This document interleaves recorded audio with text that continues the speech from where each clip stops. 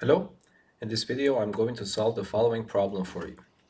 A particle of mass m moves along the x-axis and is acted upon by the restoring force minus m times n squared plus k squared times x and the resistance force minus 2m x dot, where n and k are positive constants. If the particle is released from rest at x equals a, show that in the subsequent motion x equals to a over n times e to power minus kt times n times cosine nt plus k times sine nt. Find how far the particle travels before its next comes to rest. That would be a good idea if you pause the video at this point and give it a try yourself. If you do the calculations correctly, the answer for the second part will be absolute value of a times 1 plus e to the power of minus pi k over n. Okay, so now let us solve the problem. This is a very simple standard, one-dimensional problem in mechanics. I have two forces involved. Of course, we also have the probably gravity and a reaction of the surface, so they will cancel out. So these are the only two forces left for us. So I write Newton's second law in one dimension, and x is the location of is the position of my particle along the x direction. So x double dot will be its derivative, its acceleration. I multiply it by the mass of the particle. It becomes equal to the total force acting on the particle, which is the sum of these two forces.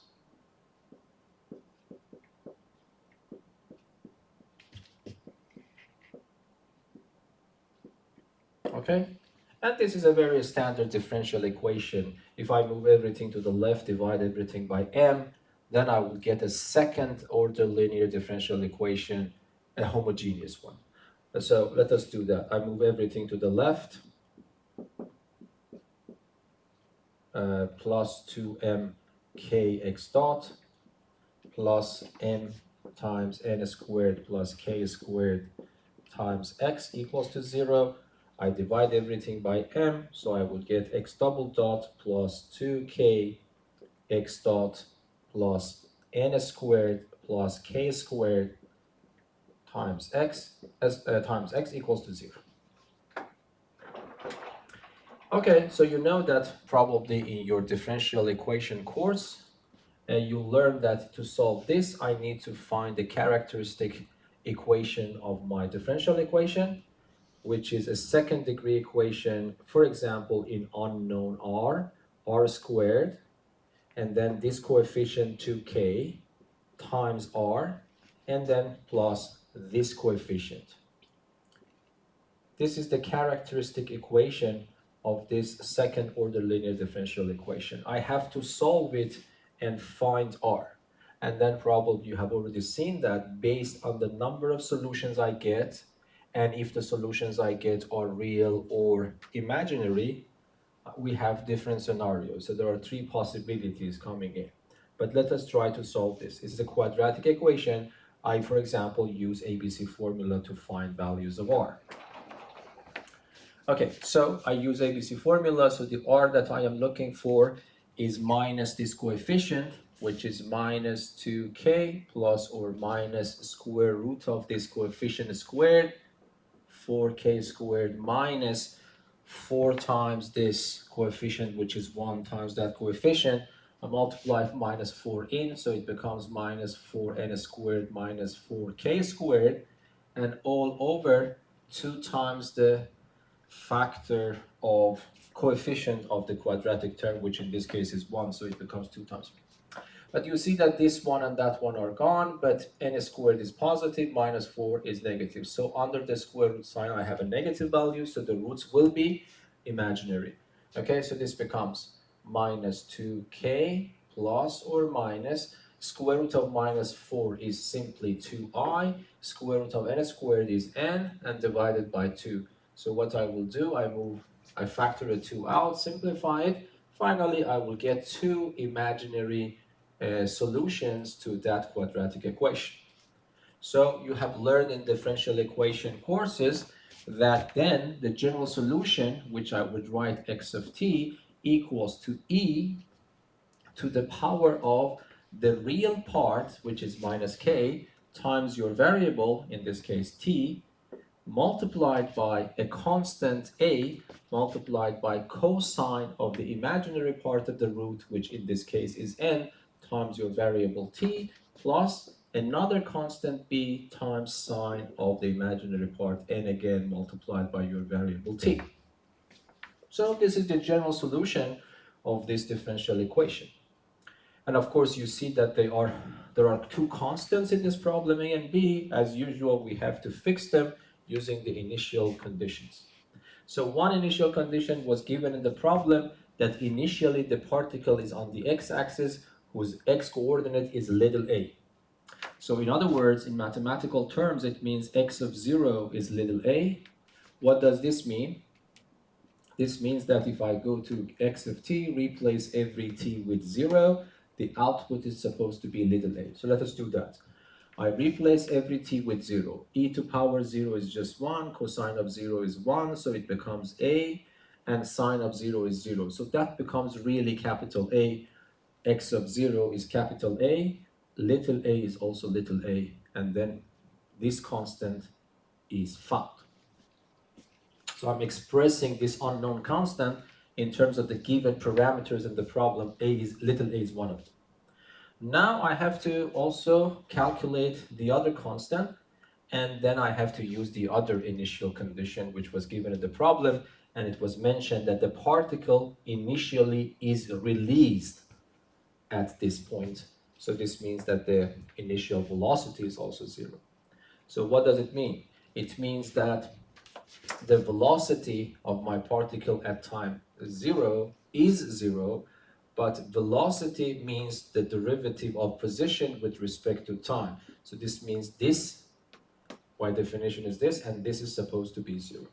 So then it means that I have to differentiate this function with respect to time and replace t with 0 and equate it to 0 and find the other constant b. Okay, but if I want to differentiate it, this is a function of my variable time, this is also a function of my variable time, that's a product between these two functions, so differentiating it means using the product rule. So this means that this becomes x dot equals to the derivative of the first one, which becomes minus k e to power minus kt, multiplied by the second function itself. The second function, let me just do it, a cosine nt plus b sine nt, plus the first function itself multiplied by the derivative of the second function. So this becomes minus na sine nt. This one becomes plus n capital B cosine nt. Okay, but now I calculate x dot at 0 by replacing t with 0 everywhere. So this becomes simply 1, minus k is left, remember that. Sine of 0 is 0, so cosine of 0 is 1, so capital A times minus k is left. And then if I put 0 instead of t here, this is just simply 1, sine of 0 is 0, and then this one becomes 1, so it becomes nb times 1, so it becomes plus nb.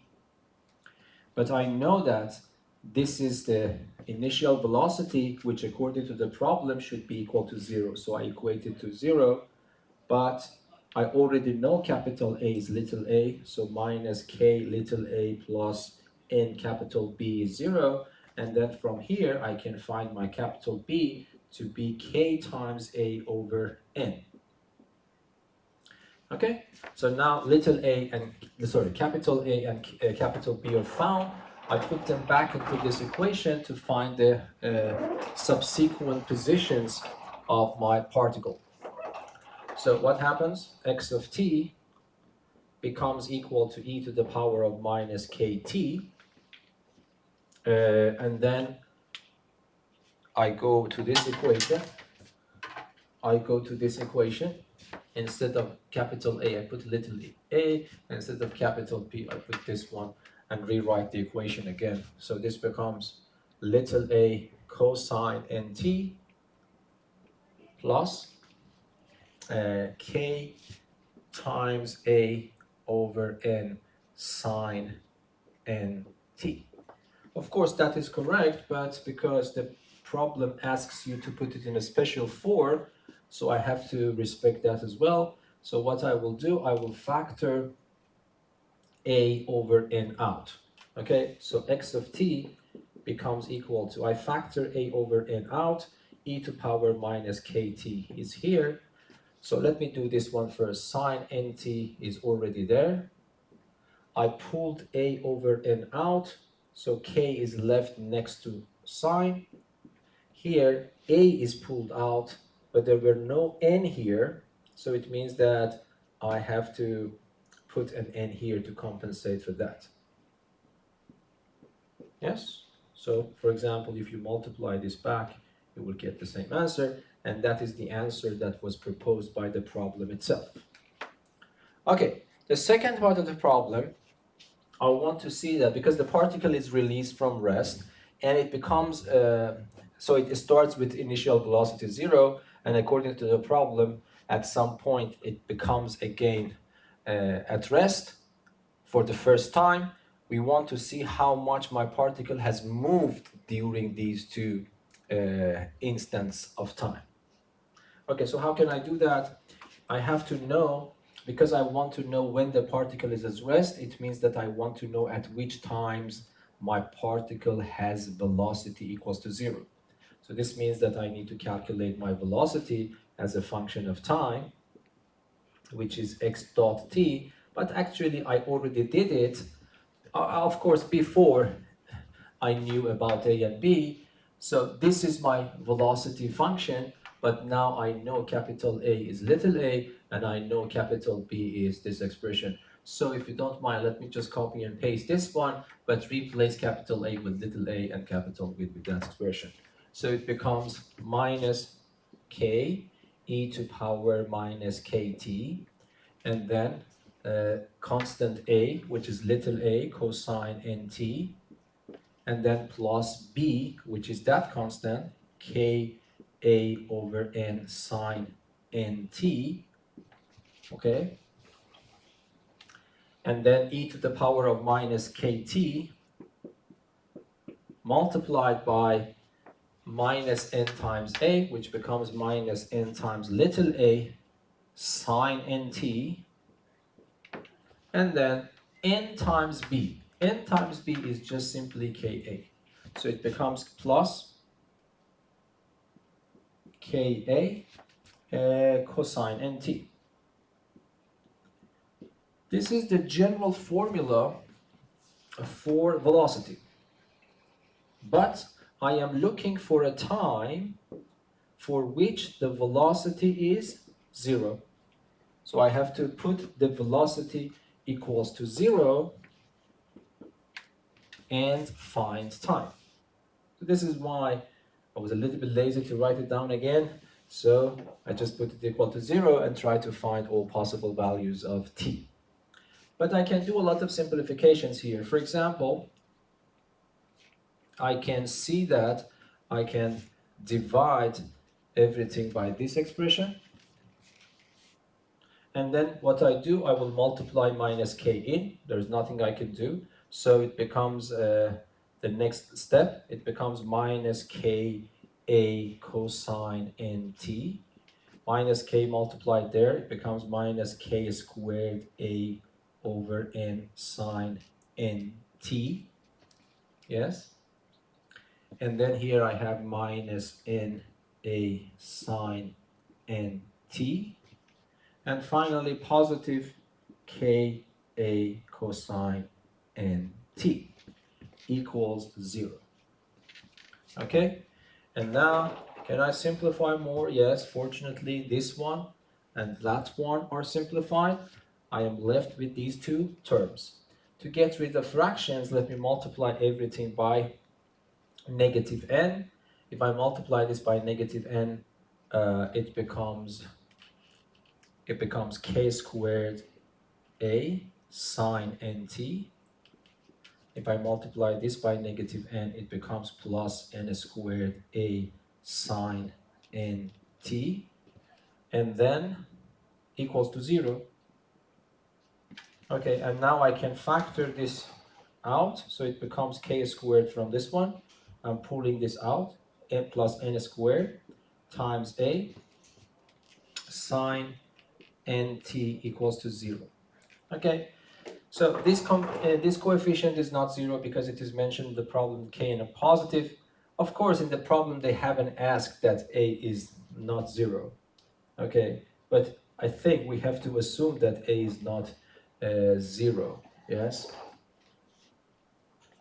a cannot be 0 because if a is 0, then it means capital A and capital B are both 0. I get a non-oscillatory motion. Okay, so which is a trivial solution.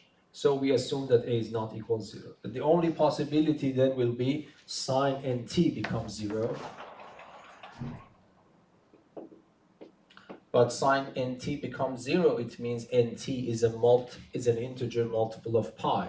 So this means that nt is p, for example, times pi, where pi is just simply an integer. I'm looking for t, so t becomes t becomes pi, so p times pi divided by n.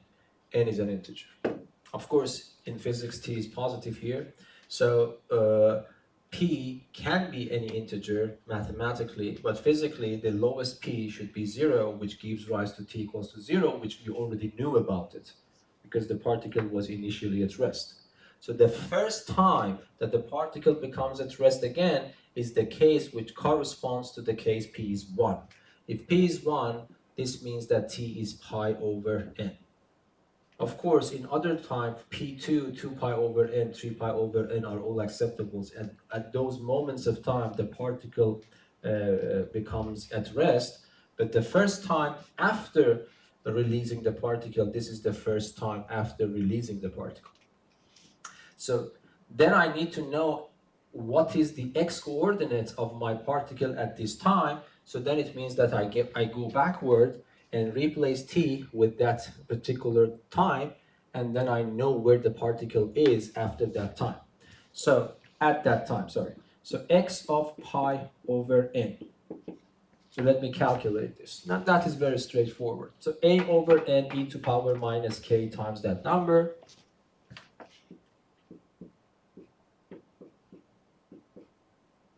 And then multiplied by, instead of t, I put pi over n, but pi over n and that n are cancelled. I get cosine of pi. Cosine of pi is negative 1, so it becomes negative n.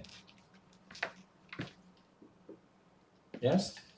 And then sine of n times pi over n, sine of pi is 0. So that's it. And this minus n and that n can be simplified, so it becomes minus a e to the power of minus k pi over n. Okay, so now the particle initially was at A. Now the particle after this time, at this time, it is there.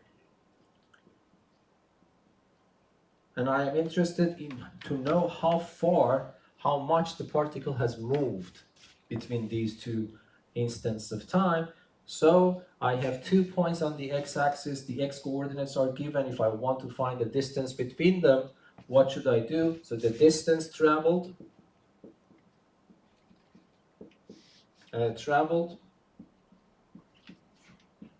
is equal to the absolute value of the difference between the x-coordinates. So a minus a e to the power of minus k pi over n. Minus minus becomes plus, so it becomes absolute value of a plus a times e to the power of minus k pi over n. Yes, I factor a out, so it becomes absolute value of a times absolute value of 1 plus e to the power of minus k pi over n. The first absolute value sign is needed because we don't know if a is positive or negative. But the second one is not needed because exponential function is always positive. When it's one added to, it's also positive. So I really don't need to put absolute value sign here. I can remove it. And that is the distance traveled between these two instants of time. Okay, so I hope that this video was useful for you. Until the next video, be safe and goodbye. Thank you.